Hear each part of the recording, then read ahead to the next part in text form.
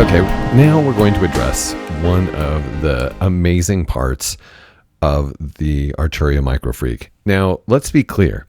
This is a small synthesizer, it's a convenient synthesizer, and it's a super inexpensive synthesizer. Now, we're already finding that despite it being small and inexpensive, it is brimming with functionality, and which is really impressive. But one of the most impressive parts about it is this matrix up here. So basically, you have this small, inexpensive synthesizer, which is also basically semi-modular. And that is saying something. This sort of patch matrix is similar to the one found in the Matrix Brute, which that is quite a functional step up for something that you might think of as a, quote, budget synth. I have a hard time thinking of it as that because it has such extensive functionality, great application, and great sound. But yeah, so we have this matrix up here. And I remember the first time I saw the synthesizer, I was like, oh, great. How in the world do you work that? But it's actually really, really simple. And I'm going to show you. Okay, so I've created the sound,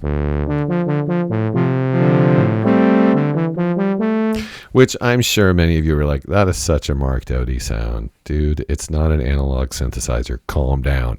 But yeah, I just wanted to start with something simple, and this had a pleasing timbre to me. I'm sorry. Anyway, let's dive into this. So let's say we want to apply a modulation in the synthesizer. And one of the reasons I'm doing this right now is because some of the other things we're going to get into, like the cycling envelope, etc., and the LFO, they're really about patching because you're going to be creating these modulations. Then you have to decide where they go. And without having the knowledge of the matrix, you can't make them go anywhere.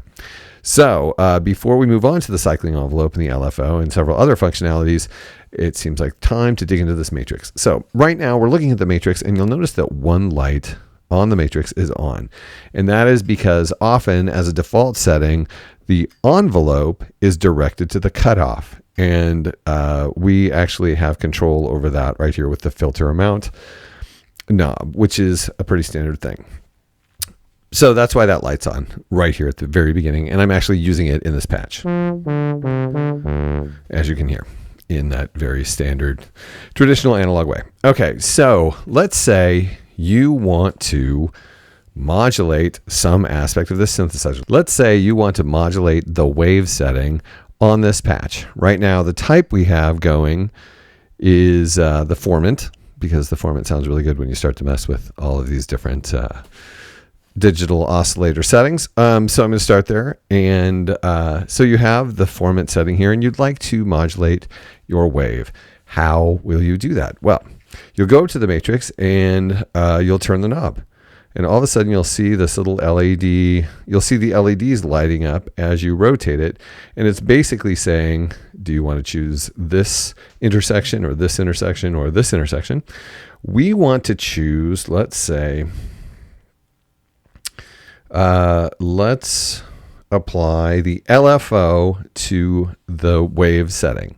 You can see that's where we're currently at by this blinking light. And then we just press this button. This encoder is not only a knob, but it's also a button. And then we see the matrix amount. Let's get that going again.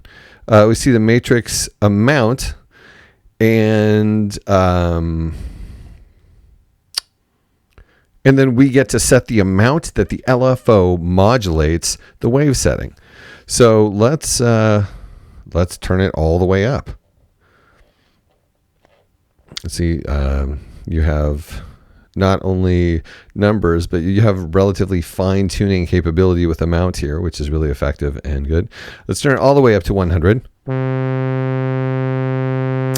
We might also want to get a more overt and intense modulation going in the LFO, which we'll talk about in the LFO.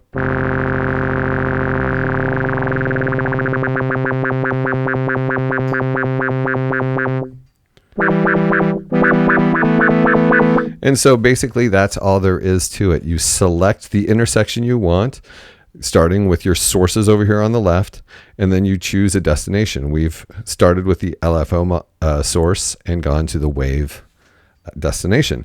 Now, of course, changing your wave settings will result in different modulations.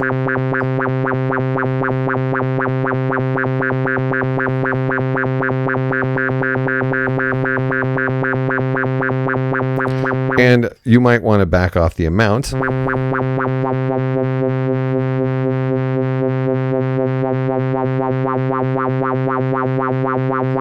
your rate.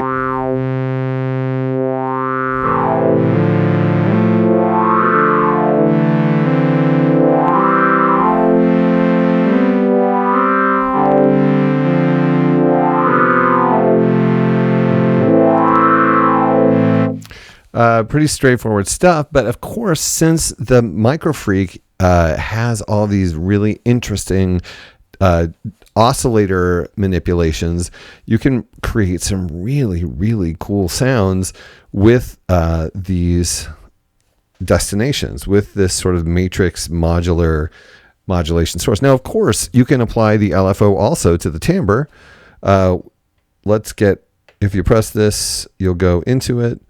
And okay, we're now out of it. So now we can select, oh no, we're still into it. When you press this, you go out of it. And now we could select that the LFO also modulates the timbre setting. And let's choose an amount, but this time, let's choose a negative amount because we also have the possibility of negative modulation.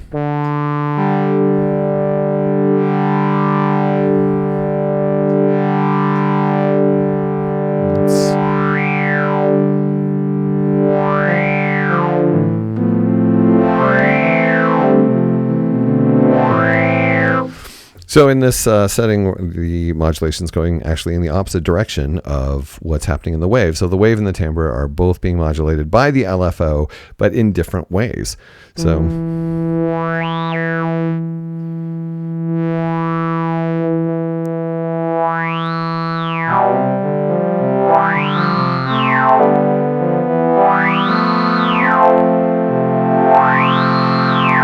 getting a little loud there, but it's so cool. It's okay.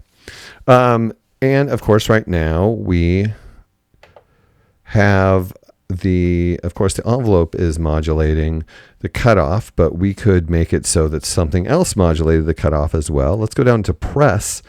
Now, press is dealing with the keyboard, and we'll talk about the keyboard when we talk about the keyboard. But for now, pressure, basically what it is its surface area. And so the more pressure you push down on a key with, like the harder you push down on it, the more your skin spreads out over the key and the more surface area is covered. A lot of different companies with capacitive keyboards describe it as pressure or velocity or whatever, because it's sort of a metaphor for what it's like to hit like a piano key or whatever. But really what's really happening is its surface area.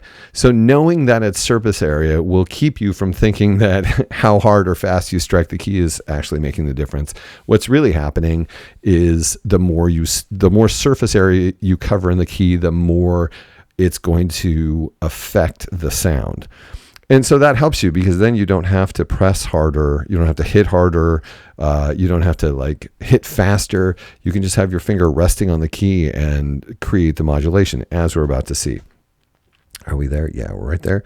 I'm going to select that, and then I'm going to do a really overt setting so we can hear the difference. Okay, so I'm just going to touch with the very tip of my finger, and then I'm going to lay my finger down and create some serious surface area.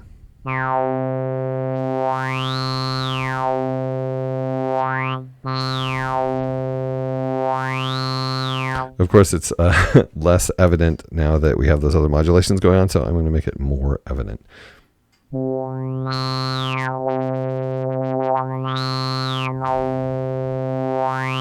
Let us turn those other modulations off so we can hear this.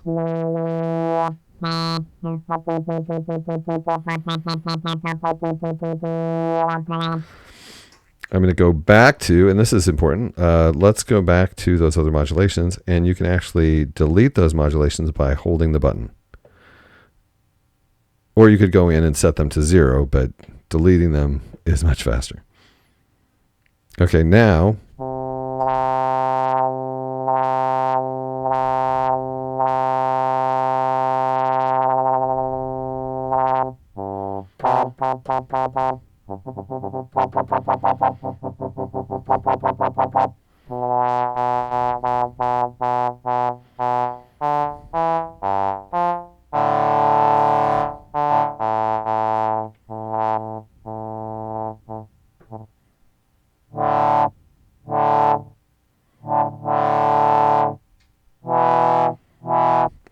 And let's turn that down a little bit.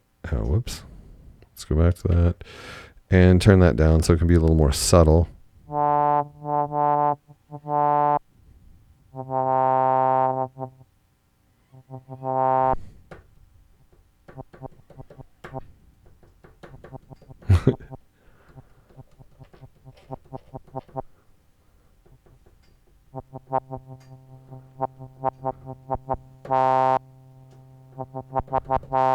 So you can you can tell that my finger is actually making a difference there. And so that is the other way. That's the only way you're going to be able to set the pressure affecting something else. And of course, we can always go down to key arpeggiator, which uses the arpeggiator as a modulation source, or the keys, depending on what your settings are.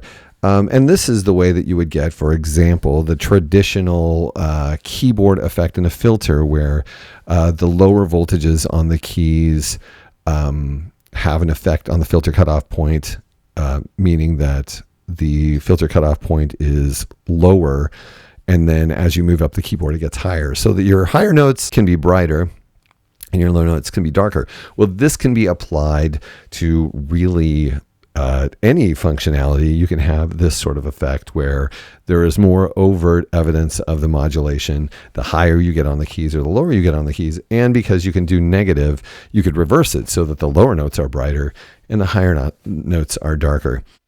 Let us try this with, let's see. Let's try this with waves, since we no longer have a wave setting. Oh, whoops.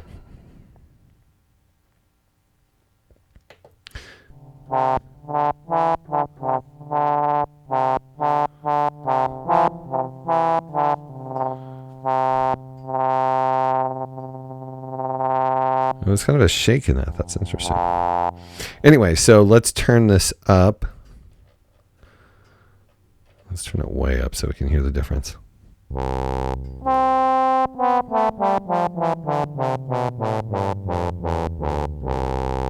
So in the case of this particular setting, modulating the wave in the digital oscillator, we can actually make it so the higher notes are a different timbre than the lower notes.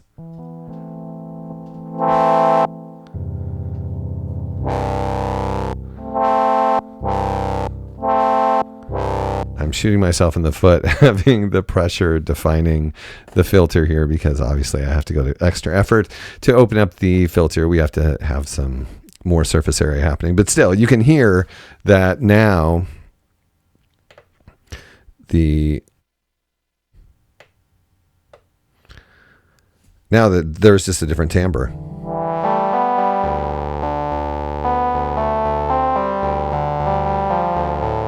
Let's do something fun and go on to the timbre and set the keys to modulate the timbre negatively. So then it's operating the opposite direction of the wave modulation.